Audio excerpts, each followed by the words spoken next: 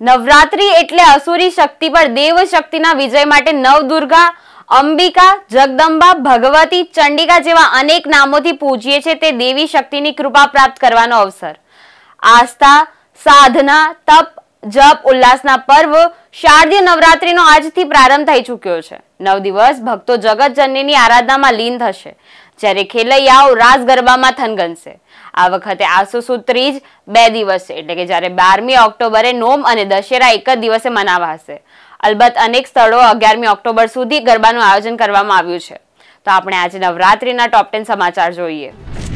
આજથી નવરાત્રીનો પ્રારંભ થઈ ચૂક્યો છે. આ વખતે અંગ્રેજી તારીખો અને તિથિઓ વચ્ચે મેળ ન હોવાના કારણે અષ્ટમી અને મહાનવમીની પૂજા 11મીએ થશે, જ્યારે 12 ઓક્ટોબરે શનિવારે દશેરાની ઉજવણી કરવામાં આવશે, જેના કારણે આપણને દેવી પૂજા માટે પૂરા 9 દિવસ મળશે. નવરાત્રીના પ્રથમ દિવસે એટલે કે આજે ઘટની સ્થાપના કરવામાં આવે છે.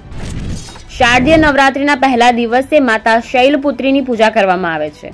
માર્કંડેય પુરાણ મુજબ દેવીનું આ નામ હિમાલયને ત્યાં જન્મ લેવાથી પડ્યું હતું. હિમાલય આપણી શક્તિ, દઢતા, આધાર તથા સ્થિરતાનું પ્રતીક છે. માતા શૈલપુત્રીને અખંડ સૌભાગ્યનું પ્રતીક માનવામાં આવે છે. નવરાત્રીના પ્રથમ દિવસે યોગી પોતાની શક્તિ મૂળાધારમાં સ્થિત કરે છે તથા યોગ સાધના કરે છે. ભારતભરમાં ઉજવાતી શારદીય નવરાત્રી એક પવિત્ર હિન્દુ તહેવાર છે, જે નવરાત સુધી ચાલે છે, જે અંતર્ગત દેવી દુર્ગાની પ્રાર્થના અને ઉજવણી કરવામાં આવે છે. આ તહેવાર નિમિત્તે દેશના વડાપ્રધાન નરેન્દ્ર મોદીએ નવરાત્રીના પ્રથમ દિવસે ભારતીય ભાઈ બહેનોને નવરાત્રીની શુભેચ્છા પાઠવી. તેમણે પોતાના સોશિયલ મીડિયા હેન્ડલ એક્સ પર શુભકામનાઓ પાઠવતા લખ્યું, હું મારા તમામ દેશવાસીઓને નવરાત્રીની ખૂબ ખૂબ શુભેચ્છા પાઠવું છું. શક્તિ વંદનાને સમર્પિત આ પવિત્ર તહેવાર દરેક માટે શુભ સાબિત થાય. જય માતાજી. વડાપ્રધાન મોદીની દેશવાસીઓને શુભકામનાઓ. વધુમાં વડાપ્રધાન મોદીએ લખ્યું હતું કે નવરાત્રીના પ્રથમ દિવસે હું માં શૈલપુત્રીને હાથ જોડીને પ્રાર્થના કરું છું, તેમની કૃપાથી દરેકને આશીર્વાદ મળે. દેવીની આ પ્રાર્થના તમારા બધા માટે છે. આજે પ્રથમ નોરતે રાજ્યભરના મંદિરોમાં દર્શનાર્થીઓની ભારે ભીડ જોવા મળી રહી છે.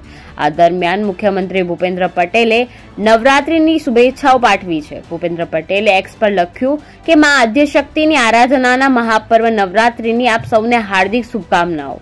માતાજીની કૃપા આપણા સૌ પર બની રહે અને તપ, સંયમ, શીલ, સદાચાર થકી આ પર્વ સૌના જીવનમાં નવી ઉર્જા અને ઉત્સાહ લઈને આવે તેવી પ્રાર્થના.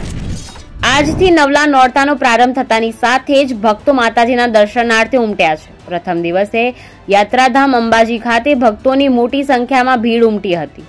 નોરતા શરૂ થાય અને શક્તિપીઠ અંબાજીમાં ભક્તો ન ઉમટી પડે એવું તો શક્ય જ નથી. નવરાત્રીના પહેલા દિવસે જ શક્તિપીઠ માં અંબાના દર્શન કરવા શ્રદ્ધાળુઓ મોટી સંખ્યામાં ઉમટી પડ્યા હતા. બોલમાળી અંબેના નાદ સાથે મંદિર પરિસર ગુંજી પણ ઉઠ્યું હતું. આજથી આસો માસની શારદીય નવરાત્રીનો પ્રારંભ થયો છે. નવરાત્રીના પ્રથમ દિવસે સવારથી જ શક્તિ મંદિરોમાં દર્શન કરવા માટે ભક્તોની ભીડ જોવા મળી રહી છે.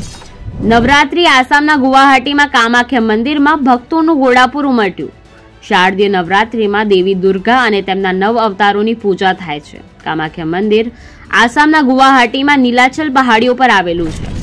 આજથી 9 દિવસ માટે દુનિયાના સૌથી લાંબા નૃત્ય મહોત્સવ અને વર્લ્ડ હેરિટેજ ગરબાના પર્વ એવા નવરાત્રીનો પ્રારંભ થઈ રહ્યો છે. ત્યારે ગુજરાત પોલીસ પણ આ આયોજનોનું સફળ બનાવવા માટે ખડે પગે રહેશે, જેના માટે નવરાત્રી આયોજન કરવામાં આવ્યા છે તેવા સ્થળોનું ડ્રોન સર્વેલન્સ હાથ ધરવામાં આવશે.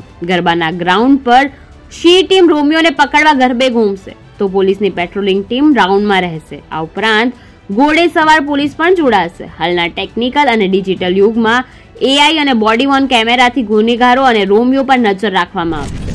શક્તિની ભક્તિનું મહાપર્વ. માનનીય કેન્દ્રીય ગૃહમંત્રી અને સહકાર મંત્રી શ્રી અમિતભાઈ શાહ અને આદરણીય મુખ્યમંત્રી શ્રી ભૂપેન્દ્રભાઈ પટેલની વિશેષ ઉપસ્થિતિમાં આજે વાઇબ્રન્ટ નવરાત્રી 2024નો શુભારંભ કરવામાં આવશે. રાત્રે 8 વાગે વસ્ત્રાપુર જીએમડીસી ગ્રાઉન્ડમાં વાઇબ્રન્ટ નવરાત્રી 2024નો શુભારંભ ગૃહમંત્રીના હસ્તે કરવામાં આવશે. રાત્રે નારણપુરા અને વેજલપુરની સોસાયટીઓમાં કેન્દ્રીય ગૃહમંત્રી અમિત શાહ ગરબા કાર્યક્રમમાં હાજરી પણ આપશે.